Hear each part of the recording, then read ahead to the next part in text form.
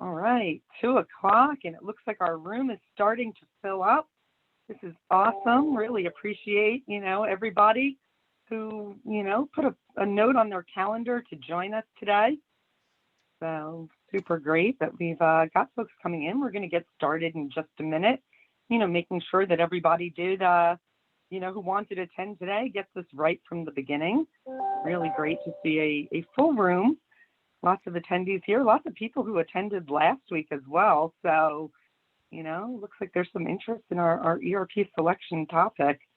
Hey, sun shining in New Jersey. It's a great day to host a webinar, and I think we should get started. So, good afternoon, and thank you for everybody who's here today and attending today's webinar, A Fresh Perspective on ERP System Selection. My name is Melissa Prusher. I'm Vice President of Marketing at Avaap, and delighted to welcome you here today. A lot of people haven't implemented or purchased an ERP system, or if they have, it's been many years, and a lot has changed. So we'll learn together today what's new in ERP software selection and what you need to know about thinking about when shifting to the cloud. It's my great pleasure to introduce our speakers, Avaap Advisory Vice Presidents Kameron deVente and Angelo Mazzocco.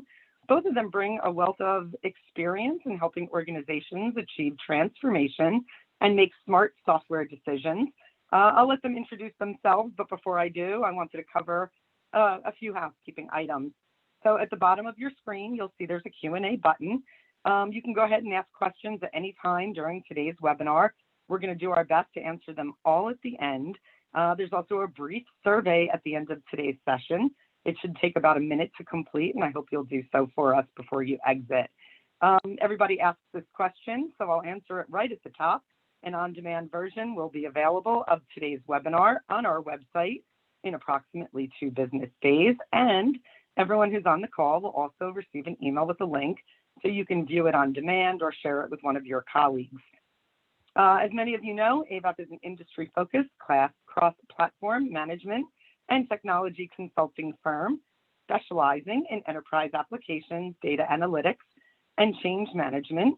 Our team has deep expertise in ERP cloud implementations across all the leading platforms, including Infor, Oracle, and Workday, in addition to our independent and objective advisory services that offer great value to any organization in the selection stage. So if at the end of today's session you realize you'd like to connect to talk specifically about your organization's goals, we'll put our contact information up at the screen, up at the end of the session on the screen, so you can, reach out to us and start a conversation about what's going on in your organization. But for now, sit back, get ready to learn together. I'm going to welcome Kameron deVente. Kameron, it's all you from here. All right. Thanks a lot, Melissa. Appreciate that. Great to have everybody join us this afternoon. I am excited that I got an excuse to wear my old work clothes, way back from early 2020. So it's a good excuse to dress up a little bit. But appreciate being here. Before I do a quick introduction, I do want to highlight that we are, the selection process is focused on cloud ERP selections. Having said that, a basic framework for what we do to select solutions, can be used for, non-cloud or, on-premise legacy, but just keep in mind that, we're going to have a focus on cloud. You can see some of the statistics, from Gartner and Allied Market Research that, the ERP software market is growing significantly and is certainly projected to grow significantly over the next, several years. From our experience and from, other, from our collective experience, we know a higher percentage of companies are moving to the cloud or considering moving to the cloud. So that's the focus on, why we're kind of having that dialogue, on the cloud here. Multi-tenant cloud solutions have come a long way in terms of capability, data, security, architecture, and speed. So certainly we're moving in that direction. So with that, I will do a quick introduction. So let me go on here. So I have been basically consulting out straight from college for 35 years. I've been with Avaap Avaap for 18 years, and before that was with Accenture. And basically my career has been from start to finish, really helping clients either implement or use enterprise systems effectively to manage business improvements and business changes. So really the building blocks and pieces and parts of that life cycle of implementation, all the way from considering a selection to selecting to implementing and achieving those benefits, has been a focus for me for the past 35 years. I do, in my role, I've got executive account leadership, which means that I have ownership for bringing the best of Avaap to our clients, and really understanding how we can meet the needs and help our clients effectively. I had a part-time, hat of COO with Avaap, and so I've got a little bit of experience on that operational side as well. I've done multiple ERP software assessments and selections. Kind of share some of those experiences, and then I've got a delivery mindset as well. I'm a certified project manager, and I've got some certifications in change management as well. So that's a brief introduction for me. I'll hand it over to Angelo to introduce himself. Hi, everyone. Very glad you could be here. And I did want to mention that for today, Kameron's going to be taking more of the supplier and consulting view. I'm going to take more of the executive and buyer view. So my history in the business has been a long, long time. And I have sort of been a zigzag, unlike Kameron, who was more of a straight shot, more of a zigzag from CIO to consulting, back to CIO. And so that's why I'm going to be taking more of the buyer's perspective. I did spend a lot of years as CIO for the dispatch companies, as well as Progressive Medical, as well as Central Ohio Primary Care. So what are the questions that executives are trying to answer? And that's what we're going to try to talk about today. How do I know when and if ready to replace my existing system? How do I know what is the best solution for my business? How do I know if the solution can grow with my company? How do I know if my organization can handle such a major transformation? How do I maintain an objective approach to making the solution decision? These are all very vital in understanding this process. Next page. Good. Okay. There we go. There we go. So our agenda today is what's changed with system selections. We're going to lay some of the groundwork for the selection. We're going to talk a lot about software selection approaches, beginning with the organizational alignment, requesting proposals, vendor analysis, business case development, negotiations, and contracting, and also pre-implementation. We'll then round it out with key messages and review, have an open discussion and Q&A. Some of the learning objectives are going to be understanding the ways in which traditional software selection has changed with selecting cloud solutions. That is a big factor. Also, understand the basic steps and key activities in the selection process to drive quality and efficiency into the ultimate decision. That's what it's all about. Insights into the success factors and anticipated challenges when selecting a new ERP system. Kameron? Yeah, thanks, Angelo. Yeah, I'll just add a couple comments on here. I think, we think, and Avaap and Angelo and I certainly, we think in terms of full transformational. What's the start to finish a full transformational life cycle? The start is really considering moving to a new system, and the end is really that system enabling the business transformation that you've planned and you've strategized on. So go live, the selection of the software is certainly a milestone. The go live of the implementation is a milestone, but let's make sure we keep in picture the big picture in mind of this full transformation that you're about to embark on with the selection. It does take someone with experience across that full life cycle to do an effective selection for you, because we know the pitfalls and the challenges to think about early in the stages of this thing. In this session, we're going to cover points that may be obvious to you and other points that may not be so obvious. But we want this to be viewed as a solid checklist aimed at being helpful for you. Like I always think about when I go to training, I either learn new things or I confirm things that I already knew, which both are valuable. We recognize that each of you are coming into this, varying stages of the life cycle potentially. Some maybe just starting to think about this. Some have already thought about it. Some have, already investigated some solutions, whatever. This presentation covers that full selection life cycle, so you can kind of gauge, where you might be in that journey so far. So hopefully that makes sense. Let's jump into, a couple slides here on changes. One fundamental change is that when you think about legacy or, on-prem solutions, the vendors were kind of, coming to the company. And so the, company selected the solution that best centers around their existing, tactical back office functions. And therefore you get, vendors that will customize, for what the organization is doing today. And that's certainly a way of doing it. But when you shift that to the cloud mentality, we're talking about a multi-tenant cloud solution. Organizations kind of come to the software. The software inherently includes the best practices that have been honed over multiple implementations, multiple clients, best practices for those operational business functions. Many companies on that cloud solution are using the same code base. So you get this dynamic of, customization and legacy and configuration in the cloud. And again, that's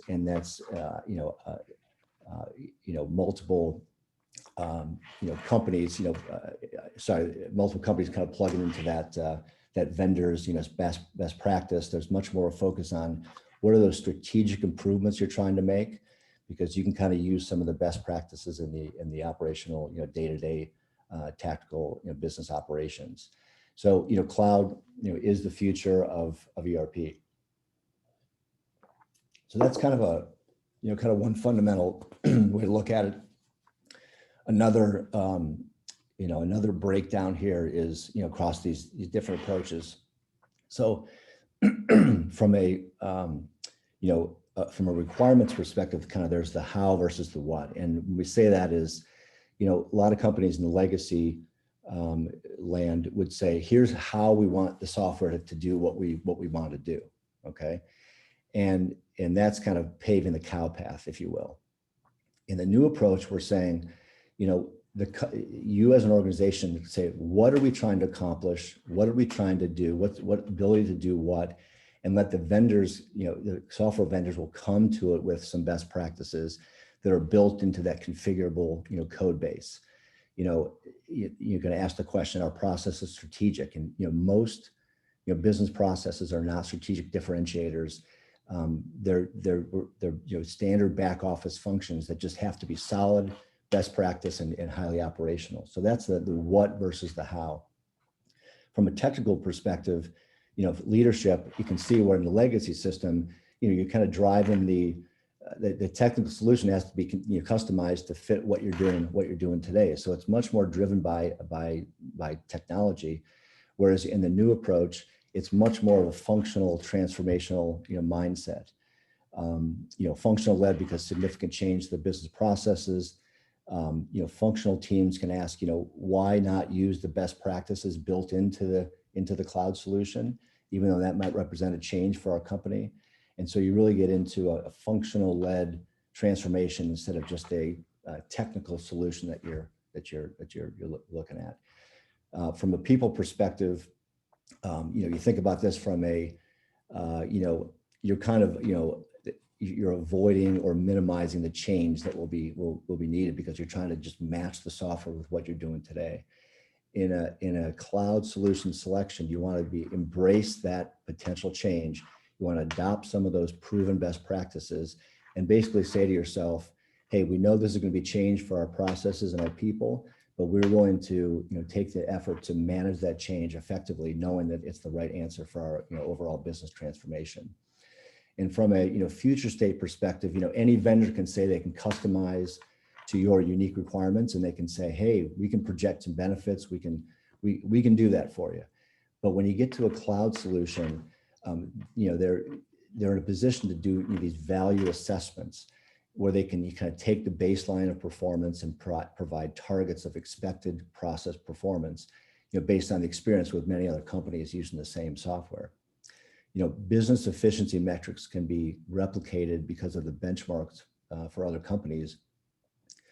Sorry, I didn't change the slide. I just realized, oh my gosh, I apologize for that. This is the slide I was talking to. I got to drive and talk at the same time. Anyway, you can see where I was talking about requirements, leadership, people. Now we're talking about kind of future state. My apologies there. Business efficiency metrics can be replicated because of benchmarks from other companies using the same best practices. Vendors can provide real numbers and real results that other clients have achieved. There is safety in knowing many other companies have used the same processes, and repeatability is the key here. After stabilization, you're able to come back and take checkpoints on the original business case and targets.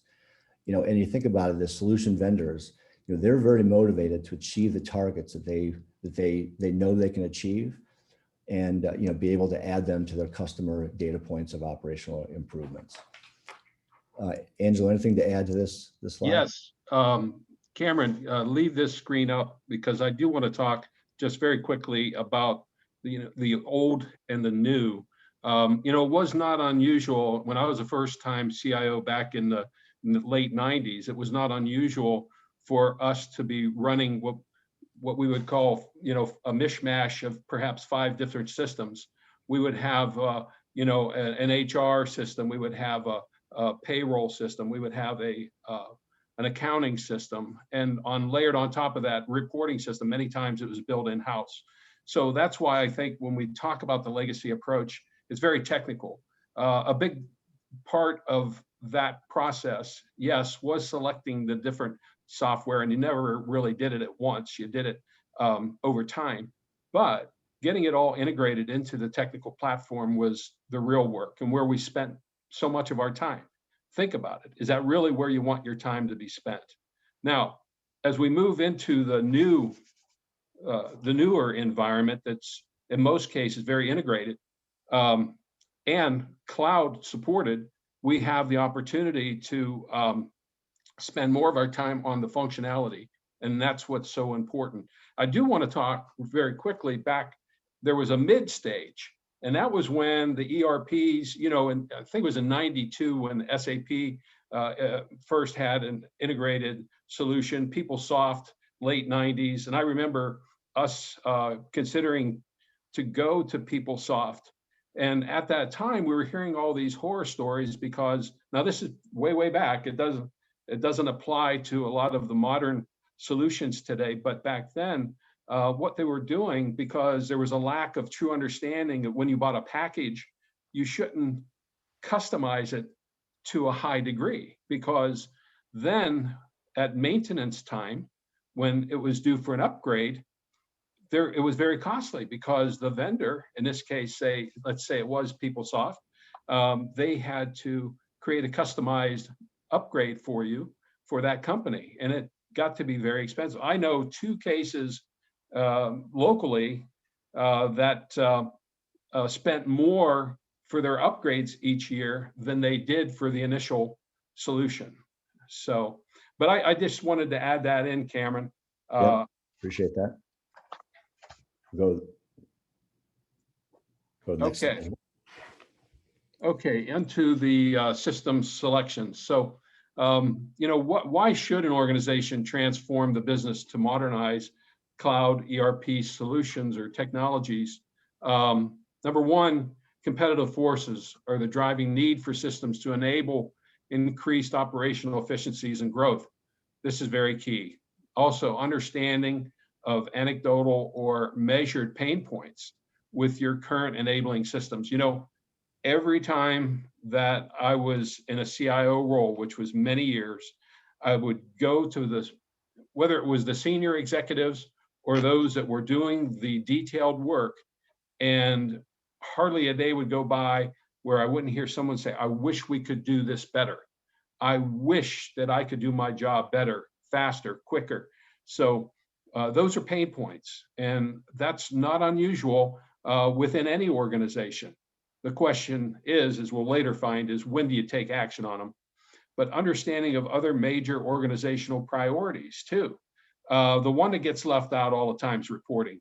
That is so important to have an integrated reporting solution just as well that lies across your ERP system. Also educated on the cloud solution market offerings and capabilities, and a high level of business case for change. Understand the current cost structure and benefit opportunities, and we're going to break that down. So with the competitive forces, it isn't a matter of when, I'm sorry, it is a matter of when and not if. So it's just a matter of time for when you're going to need to select a new system. Keeping up with the Go Yeah, ahead. and that gets back to just, we're kind of earlier in my comments, just we're bold in understanding the market and how it's moving, and certainly we think it's a when, not if, as companies start to consider this. Yes. The other thing, sort of back, and I'll finish this up, Kameron, but going back when I talked about the old systems, when you had redundant 5 different systems that were running, many times there was redundancy. And so what I remember was the accounting system being, different in terms of the output and the reporting than what was in the payroll system. So one person, one department might think, oh my gosh, here's how much we paid out. Yet when you looked at the financial system, it was different. And that's what you get into with the older non-integrated systems. I did want to throw that point in. Yeah, and we thought before diving into this kind of the framework of selection here, that there is a kind of that laying the groundwork that Angelo just talked about, to just consider, is it time to start that? Do we really know what our the gap in our pain points are, the gap between what our systems can do and what we want it to do now and in the future? So there's all kinds of gray areas of what where you're are you ready to step into that selection? And you also, as Angelo mentioned, you want to get educated on the market a little bit. So you want to you want to partner, and you want to think about the different information out there available to get educated a little bit before you jump into this. Because when you look at the system selection, we do view this as a project in itself, because there's a pretty clear starting point, and then there's an ending point with selecting and then getting ready for that implementation, because you're starting a transformational journey. So at a high level of this slide, you see enterprise program management across the top, and that's something to get right. You want to educate yourself on the cloud market leaders. You really want an unbiased view of the playing field out there. So what's your functional scope? There might be solutions that are better than others in the functional scope you're going after. The industry vertical expertise is important. The size of your organization and the plans for your growth all factor into that. You want to kind of get your arms around that early on. You want to have structured deliverables and methods, and then you want to in the program management piece, you want to have project accountability. What's the steering group? What's the empowered selection team? What's the governance and decision-making and collaboration approach? This is blocking and tackling. You got to get in line before you start this type of a selection project. And I'll just make a comment on a few of these, and we'll dive into a few of these a little bit deeper here. We'll also be sensitive to time and make sure we have time for questions at the end. I think a lot of people maybe traditionally would think that the software selection might start with, how do we start to think about the RFP and how do we start to engage the market? What we're saying is we've got to, expand that thinking to be, it's an organizational, internal organizational alignment effort. So it's done earlier in the process, and it's an effort to really begin with, envisioning the entire transformation and not just the specific of selecting the solution. And we'll get into that in a little bit. And then you can see the steps of the RFP process. I think people are probably familiar with that. We'll talk about that. That you want to get to some rigor and vendor analysis and that recommendation. What's the method to the madness there? At the time you've been able to narrow down and understand the market in more detail, now you can start to put together a business case and some of those total cost of ownership items. So that's part of this. And I've seen other some clients have done this is not perfectly sequential, but you start to see that you're starting to get more and more deep into, what the business case might look like.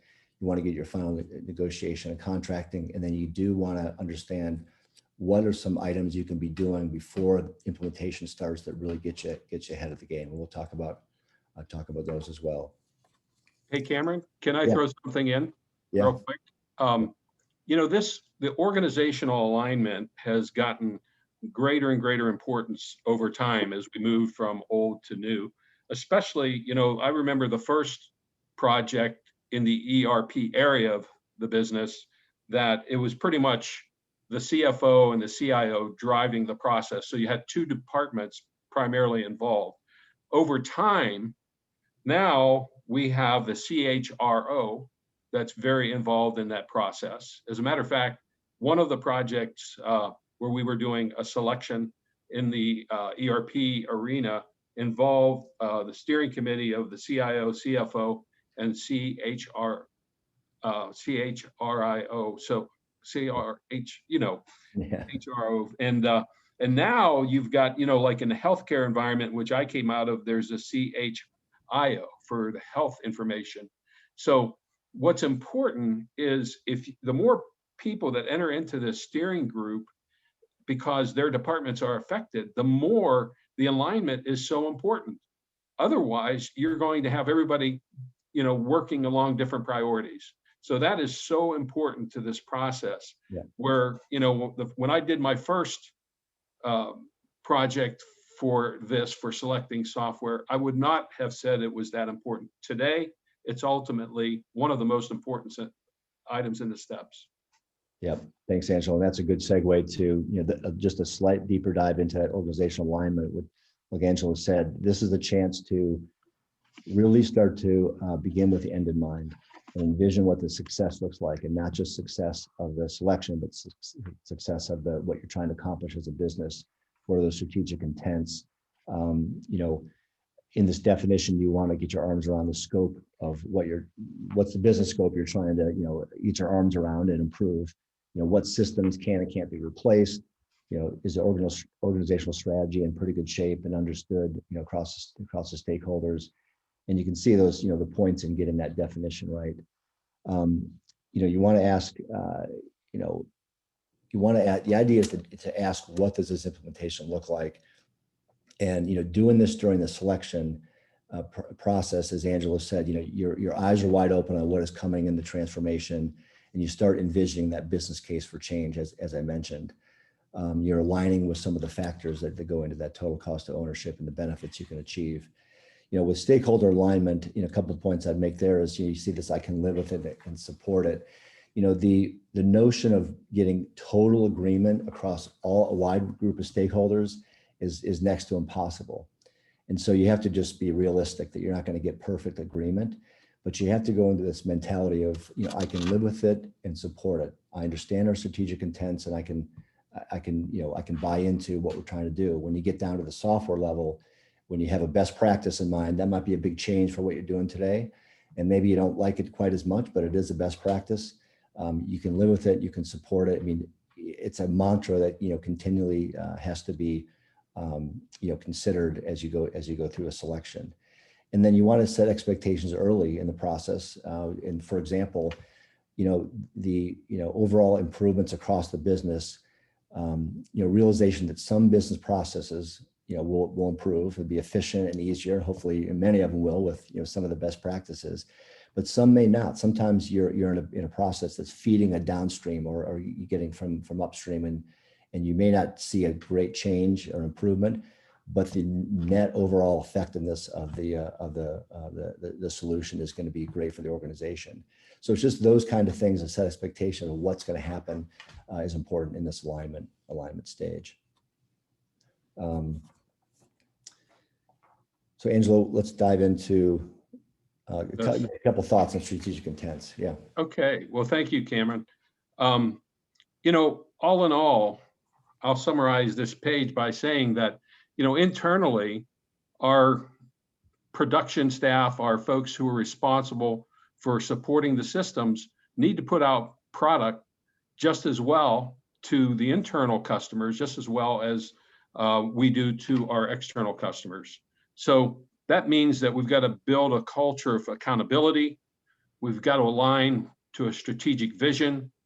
We really want to break down silos, right? If we've got 5 different departments that with different leaders that are working together to make this right, that is so important that the silos go away and become fully integrated across. Also, customer service has to be top rate. And, you know, some of the examples that we've thought of here are continuous optimization, support service line growth, collaborate culture with guided autonomy, technology resilience and rationalization, fiscal and fiduciary responsibility, support future growth, transition to highly integrated systems, maximize financial performance, business intelligence that keeps coming up, operational efficiencies, and enhance talent management and engagement. One of the organizations I had the opportunity to be a CIO for was a very large physician practice with 80 different M&A solutions. So there were actually 80 organizations that came together into one. So imagine getting everyone on the same page for something like this. So it's so important to especially look at the culture of accountability and break down the silos. Kameron? Yeah, thanks, Angelo. Yeah, that puts a fine point on the alignment. Just getting that level of thinking across a lot of stakeholders, you know, takes some time, and it's an important first step. If you kind of go to so now we have kind of that organizational alignment. People start to see what this thing is. Now you get into, you know, the task of, you know, creating a document or something. How do you engage the market effectively and transparently? That's the way to look at, you know, this RFP creation, you know, stage. You know, you see some of the key things that I'm sure you all have seen before. You know, the functional, the key functional technical requirements for sure. You know, some of the communication guidelines. You want to make sure you're transparent with the scoring model and the selection criteria. That seems like a pretty obvious statement, but it's a good checklist. But I think another thing is the business case scenarios and scripts and those demonstration requirements listed in the RFP is very important, because, you know, we're asking these cloud solution vendors to understand the what you're trying to accomplish, what requirements, and they've got to do the work to figure out how they're going to accomplish what we're asking for. And so that does take some time, and that gives, you know, by putting in the RFP and engaging them that way, it gives them maximum lead time to, you know, prepare for those, you know, demonstrations that are going to eventually happen if they get selected.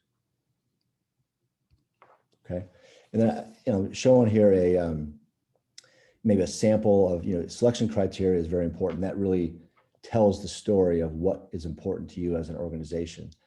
And I'll say that when I look, you know, certainly the first one is, you know, ability to meet those requirements. You know, what are you trying to accomplish? And I like this list here because it's the ability to do something, the ability to improve, the ability to track, whatever it is. I like the term ability to. That crystallizes when we say what. That's a way to say it, and you do those across the business functions, et cetera. And so you want to find the sweet spot in selection level requirements. I've used the term many times, selection level.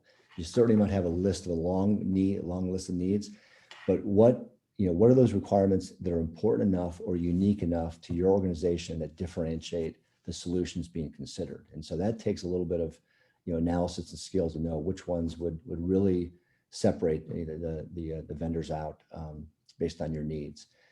You want to consider things like future release plans, you know, scalable infrastructure and security, adaptability, and some of those things down the line. So this scoring will adjust based on your organization, but this just gives you an idea of this. And I think, you know, the punchline of this, having a very clear criteria, is the ultimate decision is not going to be emotional or political. It's going to be focused on what was clearly defined as important to the organization from the start. And so now you can see where we're setting the stage very effectively for this, for the, you know, tactical things that are happening next. We are diving deep into some sub steps here, but this is, these look like, 8 steps on a page, but each one has, some meat and potatoes to it. You want to certainly, your empowered team, read thoroughly. And I've done it before with clients where we all get in the room like a study hall and we read sections at a time and we debate and discuss and ask questions. So you kind of read those things. You want to determine the finalists. I mentioned conducting the demos. Reference calls, step 4 is, very important to just understand what other companies have gone through. And certainly a great cloud vendor will have references that make sense to compare with what you're trying to accomplish. You start to develop some of those total cost of ownership items. You got scorecards, you got a finalized recommendation, and it's, ultimately you're, heading into that final, decision. So Angelo, I'm going to kick this over to you. We'll do a little deeper dive into kind of that business case, which of course is a key, very important element of this.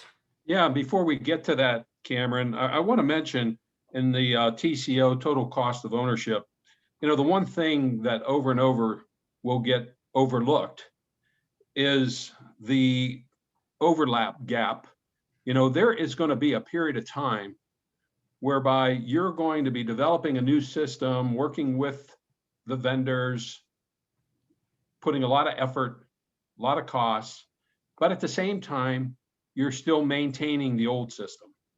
And that needs to be accounted for in the total cost of ownership.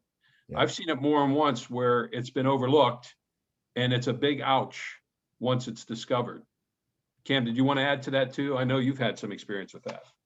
Yeah, no, I totally agree. And I think this slide here is a, kind of a checklist of things to think about when you collect all the information that goes into a business case. And certainly that's a gotcha that people kind of forget. They're so quick to say, hey, we're moving on to another solution. They forget that there's that. Yeah. And, in the legacy world, the costs were really a big ouch because it was usually that one-time capital costs, the annual maintenance fees, upgrade costs. And at least, with the cloud solutions today, it's more of an annual subscription cost only. So, cutting over is, I just want to say it can be a little less painful than the old days in the legacy world. Okay. So as we move into the business case development, if you think of it, this is no different than justifying new equipment, justifying a new building. It's very important that that be gone through by members of the project team, particularly to the understanding of the steering committee, because it's going to come up. Number one, what's the strategic value? What's the overview? What's the why? Why are we doing this project? What, in the end, will, as Kameron keeps saying, begin with the end in mind. In the end, why is it that we will have achieved success because we did this project? What answers, more of what will we do? And then the anticipated timeline. And of course, a lot of those are PMO related aspects, but they're so important. We need to do an initial cost evaluation and comparison, look at current and anticipated costs of maintaining the current systems, not just the implementation, the ongoing costs as well. Software and implementation costs for the new system, anticipated ROI, return on investment. Also, make sure that we're within the business needs. We've quantified the savings, we've qualified the savings, we're defining the success, and we've got an implementation approach. And we've identified that now that we've, worked with a decision team, so to speak, to come up with the solution, we're going to also have to have an implementation team and make sure we know who those are.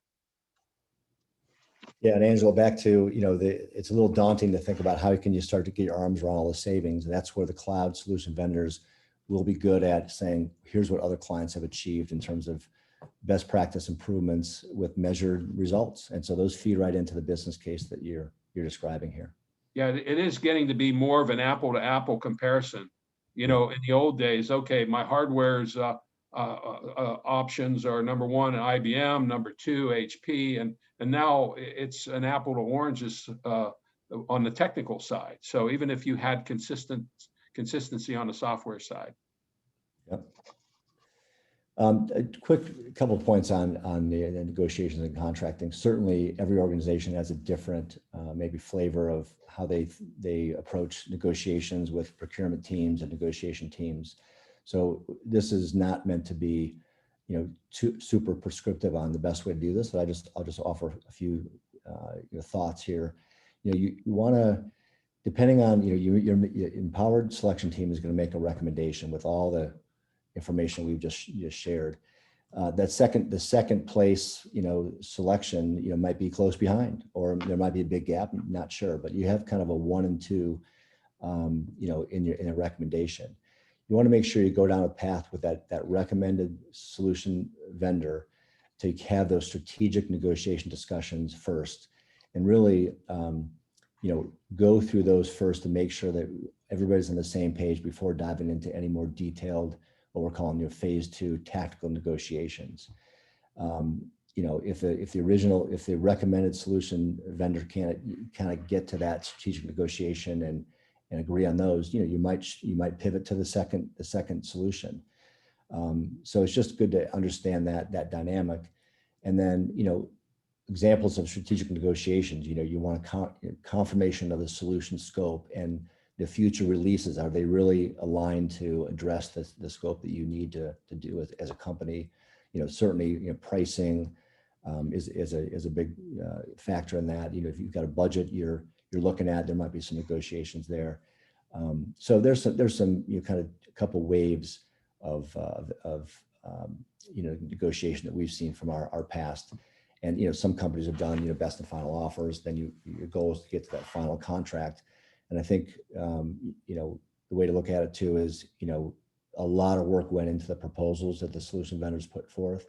So are those scope and functions and terms, are they making it to the final contractual documents? And that's really the spirit of this phase 5. I want to touch on a few minutes. I want to be sensitive of time here. So let's, we talked about pre-implementation, how important that was. And so if you think about this, you want to make sure there's no major blockers as you head into implementation, because now you're down the path of making that selection, that's coming. And so you want to make sure you understand, are there any long lead time items to address before the implementation? And you think of it in terms of, simply, are there any governance things you want to, you learn from the selection you want to get right? Are there any major data challenges and, substantial interfaces? Are there, change management preparations that have to be in place, getting the stakeholder assessments, et cetera, and then, other business process alignments that need to happen. So there's a few examples here of, sorry, I did it again, didn't I? I'm having trouble talking and driving at the same time.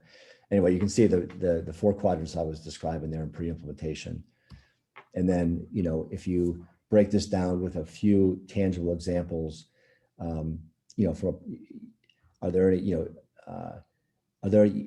do you really know what are unique and differentiating processes for your company, and really be honest with yourself? Can most, processes be, plugged into a best practice, and which ones truly have to be unique to your organization? On the data side, there might be extensive data cleanup to go after, master data, et cetera. That takes, and I think maybe some of us from experience know that there's a long lead time there. You don't want to be caught during implementation having to delay things because you've got to clean up the data. So you can get ahead of that. And there might be some policy decisions that are important to get in front of the right governance structure and make those early on before the gun goes off in terms of starting the implementation. And then, there's another piece that's, on more on the people organizational side, and Angelo can kind of talk to this one. Sure. Thank you, Kameron. Are we there yet? Yeah, go to the next page. There we go. Nope. Yeah, that's it. So number one, as you would guess, get everyone involved and aligned. That is so important, from the executive sponsors to the functional and technical leads, to the internal champions, as well as project governance, what are going to be the guiding principles, what's going to be key to decision making, etc. Also, plan to own the new system and related processes from day one. That is important. Assign a full-time internal project manager who is going to take that baby into production, and then consider resource needs for end-to-end testing and data cleanup and extraction, communication and training. Leverage solution vendors' adoption toolkit for training content. That's important. You got to remember those that weren't as closely involved in the project. Also, start to think about supervisory organization structure and your post-go live governance model. And then the business must go on. Plan for contingencies. That's a huge one. Also, set expectations for time commitments with team members and managers by prioritizing internal projects and planning for backup to avoid potential delays. Yep. So back to you. Yeah, that just gives you a flavor for some of the things we're talking about with pre-implementation. Some people call it maybe discovery. Some we've called it, phase 0 sometimes, but it's getting yourself ready. So we want to just, if you just step back, and we've kind of thrown a lot of information at you. Again, as Melissa said, you'll get a copy of this your presentation to kind of digest a little bit. When we boil down the key messages here, you've heard this a few times. Begin with the end in mind. You want to just expand the expectations with what's going to happen across a wide range of stakeholders with those strategic intents. And then we talked about can you live with and support is a bit of a mantra that you need to have during that selection. Business transformation is the what instead of the how. And again, a company that's going to do a great job of describing what they want to do, what they need to do now and what they need to do in the future based on strategy is going to be much better positioned to get the value from the cloud provider based on, what we talked about, this different best practices. And really, as Angelo mentioned too, just what are those strategic differentiators, and really make sure we all know which ones we want to spend dedicated time on. This is a favorite phrase of mine, and I know Angelo too. The process of selection is as important as the process is as important as the selection, and that just means that it's the cornerstone of kind of that change management enterprise adoption. When people 6 months, a year down the road say, why did we select this system again? It's really causing me some trouble and some fits. You can say we had rigor, we had buy-in, we had analysis, we had scorecards, and that was the right solution for this organization for all these great reasons. So the process is extremely important as a selection. And then we've mentioned this, partner with software experts, someone who's kind of been through the full life cycle of a transformation, all the way from selection to planning the implementation to implementing and to achieving those benefits, is important to have a perspective when you're selecting that solution. So that is kind of the in review. Anything to add to that, Angelo?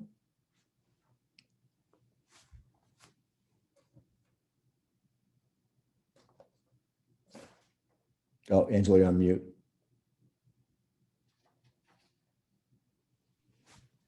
How's that?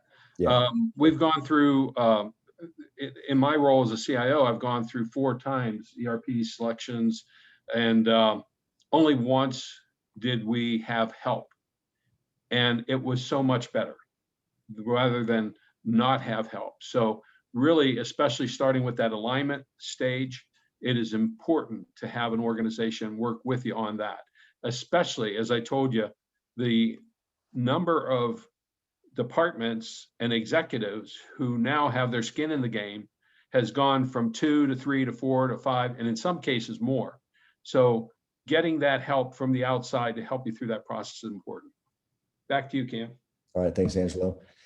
All right, well, that's kind of the in review. Melissa, I will hand it over to you to see if there's any questions. We can get started on that.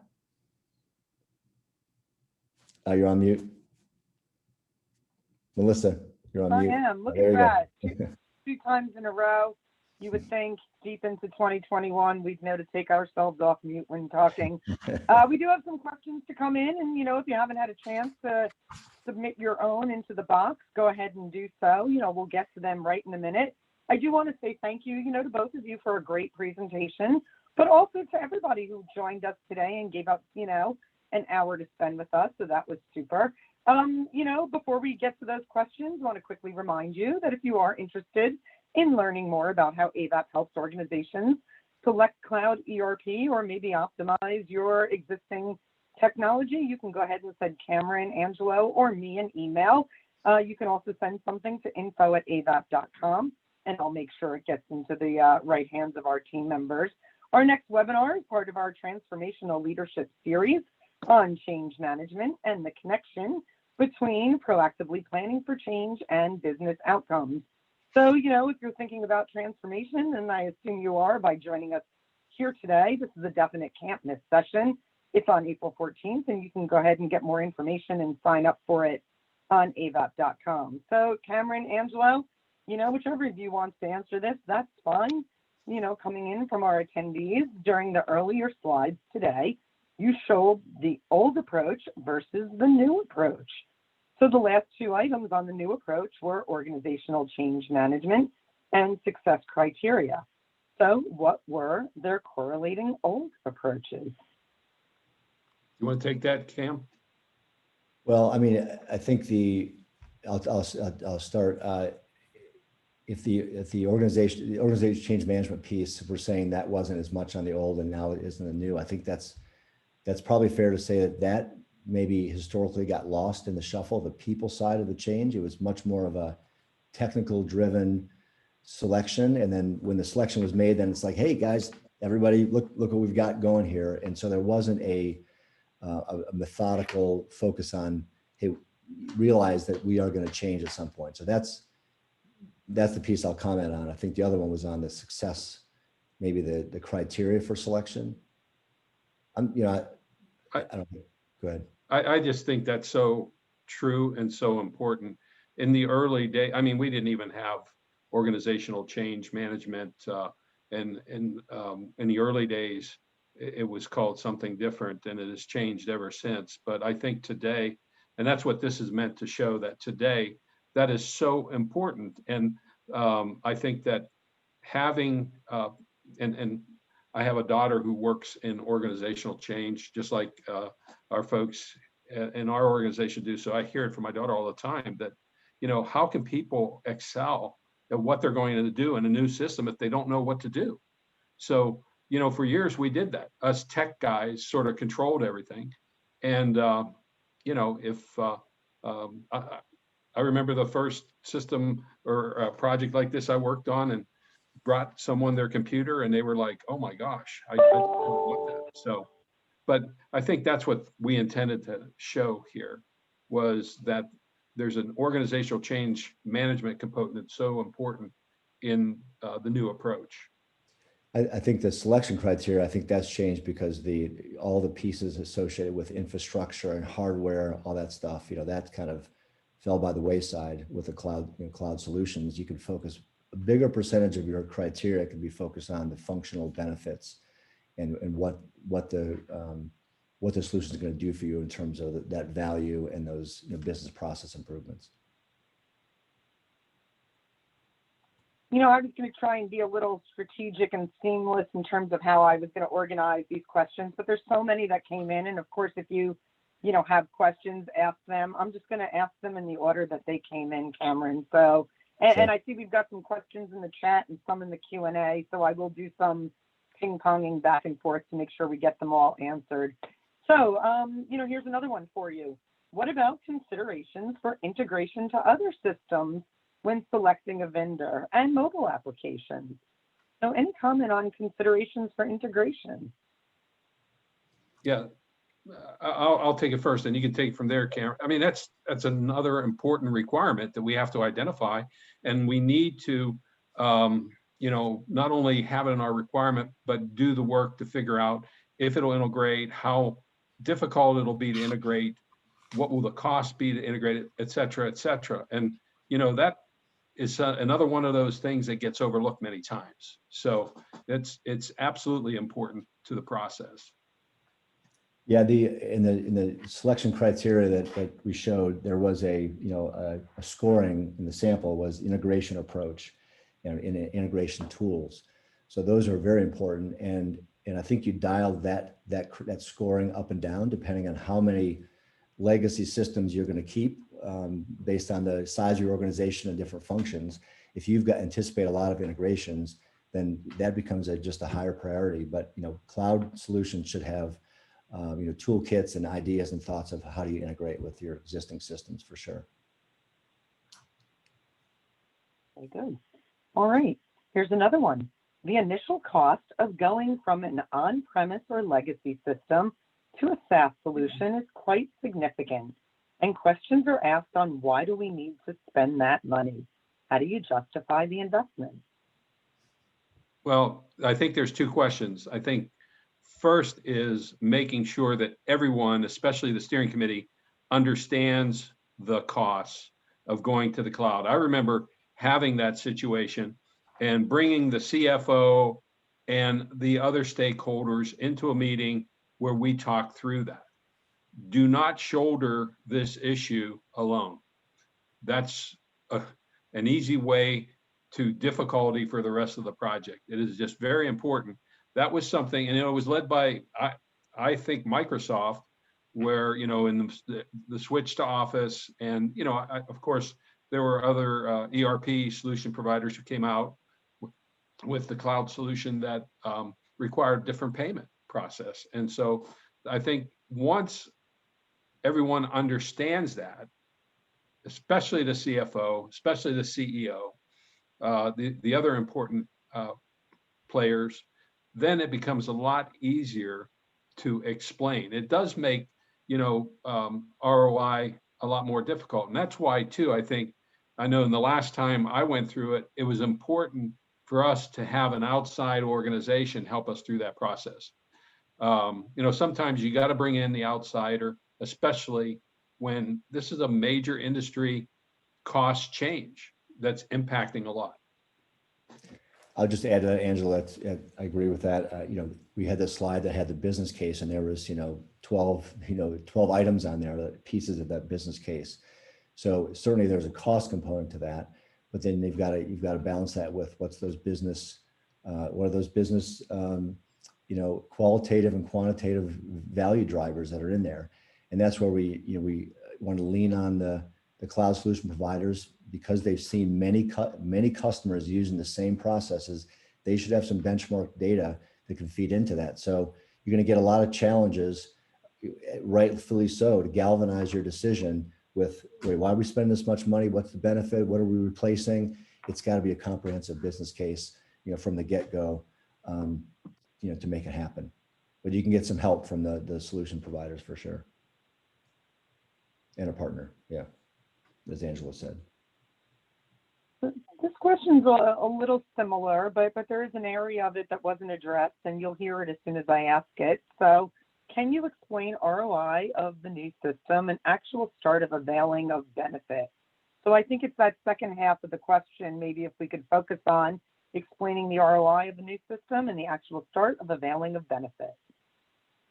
You want to start into that, Cam? Well, is that maybe the spirit of that question is, when do the benefits start after go live? And that's a great question. You've got to, when you think about the ROI, you're laying in the time frame of when the costs start. So if the costs start when the implementation starts, there's certainly a bunch of costs there, but then you hit and go live. And then when are you actually, seeing those benefits? You're laying in the, by functional area or by department, and the process you've laid out, you've seen some improvements. You might need a hypercare or a period of sustainability after go live, which could be 3 months, 6 months, and then you can get into this land of achieving those benefits. So you've got to maybe think through when those actually happen and lay those in the timeline. Kameron, you're right on. I think that I know I was the same way in the early days, where as soon as we went live, we had a celebration. Wow, we're good. And then I remember the CEO saying, "What's everybody celebrating about? We've only incurred cost up to this point." So yes, there is an understanding that has to happen in terms of what will you achieve after the go live. And how do you measure that? What are all the different items that will lead to a positive return? I think, we spend a lot of time, and maybe we can add this to the presentation. So whoever sent this question in, thank you, because we need to spend maybe more time on the return. We spend a lot of time on the costs, but the return, and you're right, though, it isn't, Cam, that we can even start the clock on the return until the project's up and running. Yeah, and that dictates the length of your ROI. What's the time frame? You might see Right. you might see some dip for a year or two, and then but you got to look at the time frame. Yep. Yeah, that's great. I know we're at the top of the hour, but you know what? This is an important discussion. There's so many good questions. Kameron, Angela, I hope you guys aren't rushing off anywhere, and we can take a few more of these. Are you fine with my continuing here? Sure, glad to. Yeah. All right, and for staying folks on. who are still on the line, thanks so much. There's a couple more, but again, important stuff to cover.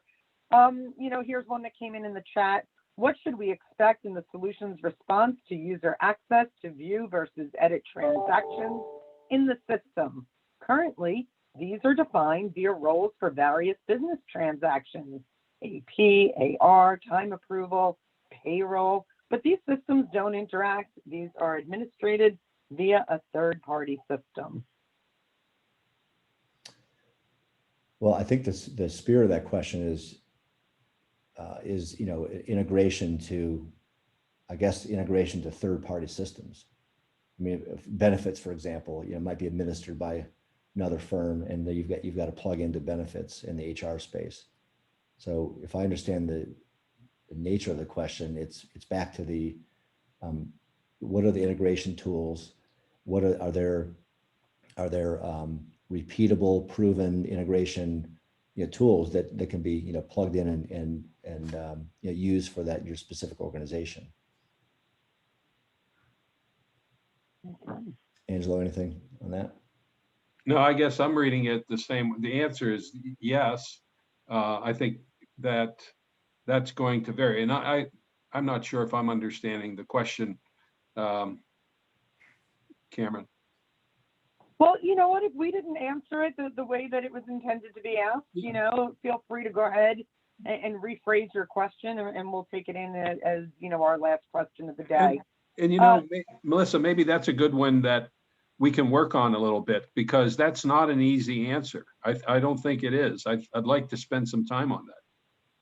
Yeah, for sure. Well, you know what? We'll jot a note of who asked that. Make sure we have an email address, and definitely take it up for a deeper conversation. Here's another one that came in. Any high-level tips for selecting the top KPIs to measure the vendor performance? I know there are many, but particularly ERP, which are the key ones that you have seen? Sorry, what was the first? Well, I should read. Yeah, let me repeat the question again. Any high-level tips for selecting the top KPIs to measure the vendor performance?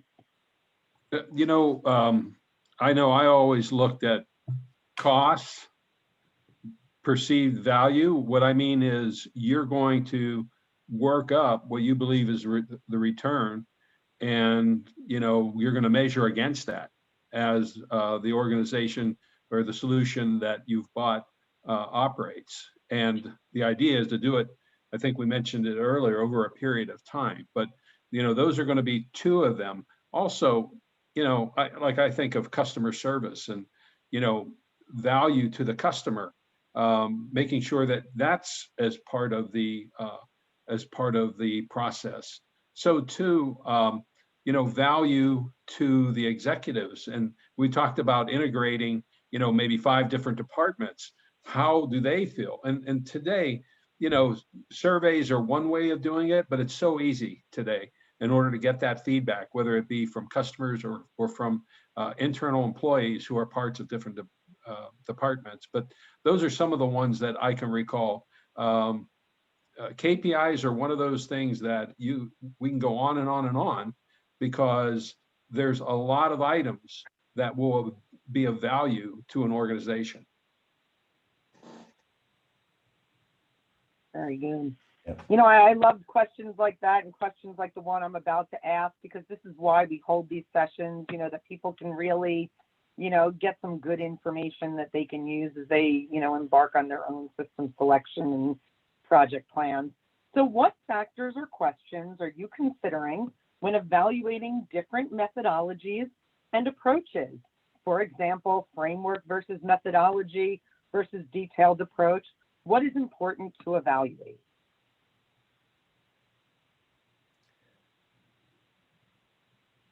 Maybe the spirit of that question is the framework for implementation. Is that how we read that? An approach? I think so. That's why some of these questions are hard without the ability to ask a second question back, because Yeah. that could be one interpretation. All right. Well, you know what? Why don't we'll move on to the next one. If you know the person who asked that question, if you want to rephrase it, making it easier for our speakers to give you an answer that, you know, does indeed answer the question, that would be great. I've got two more quick ones for you. What is the general added cost to the project of project management scoping assistance? And if that's something that we want to, again, answer via email because it requires a little more information inbound, I'll go ahead, jot the name of that inquiry, and we can take that offline as well. I can tell you that you always plan for somewhere in the 10 to 20 range, but it always seems like it ends up being, in some cases, higher. So 10 to 20% of the, yeah. of the cost, yeah. But, you know, it's not unusual to see that go higher. And the reason is that you get into the process and you find out that you may need more people that are driving, more drivers. So, but 10 to 20 is, you know, what I've always used as a sort of, you know, an estimate. Rule of thumb, yeah. Very good. All right. And you know, for the person who asked that, if, you know, you want to get specific to your project and what you're looking to do, like I said, send an email to info@avaap.com. I'll make sure that it gets to Kameron or Angelo, and, you know, we can continue the conversation there. So here's one that I know that is, you know, one of our favorite topics, talking about change management. Can you speak to some of the key guiding principles that an organization should focus on as part of organizational change management?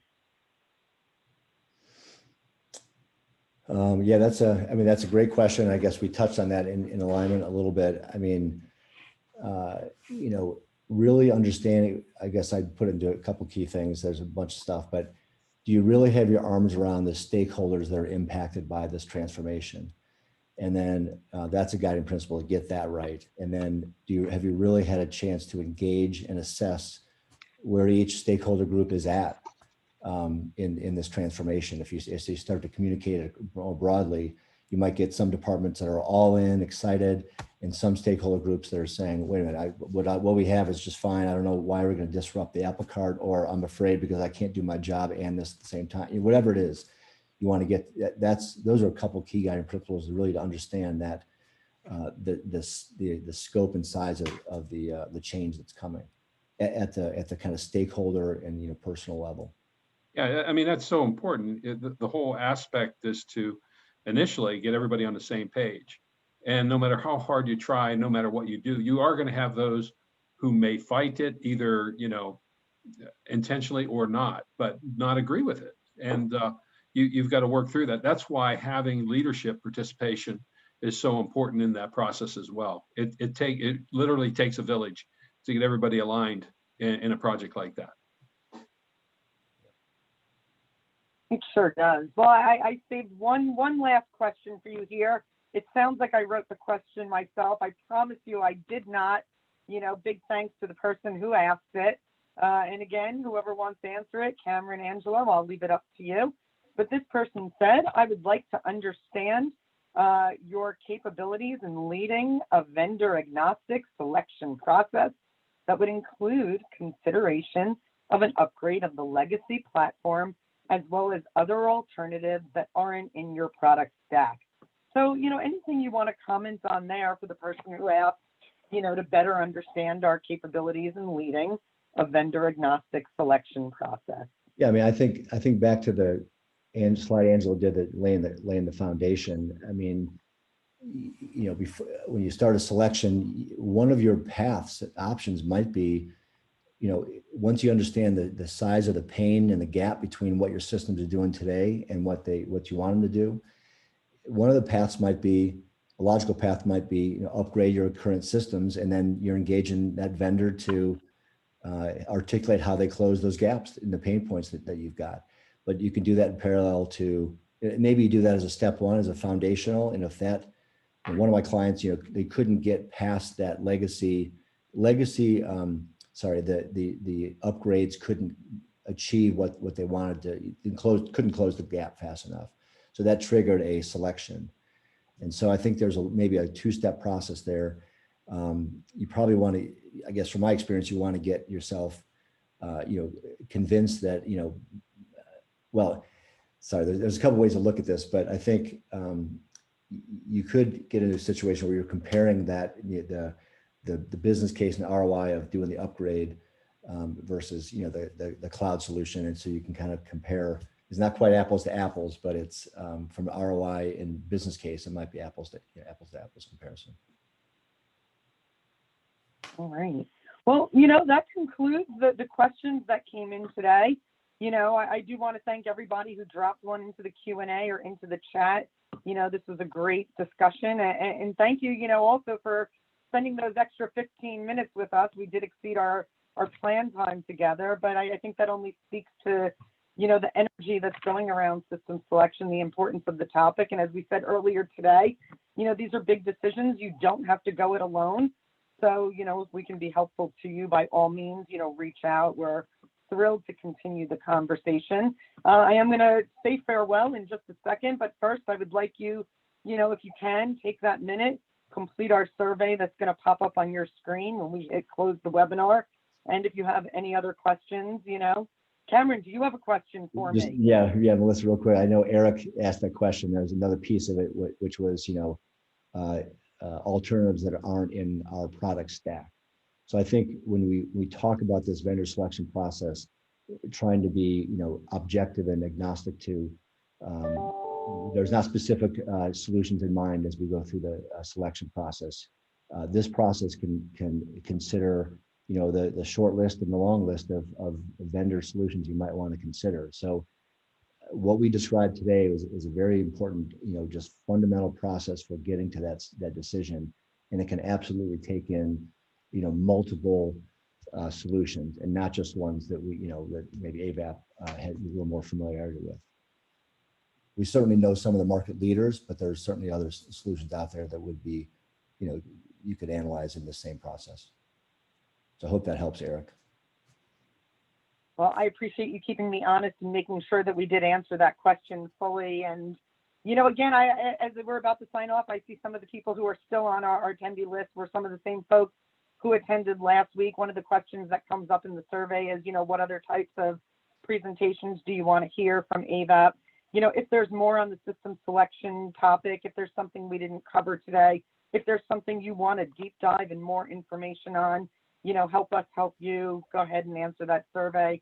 I thank you again for spending time on your Thursday with us. I hope you found it informative, that you learned something to take back to members of your team.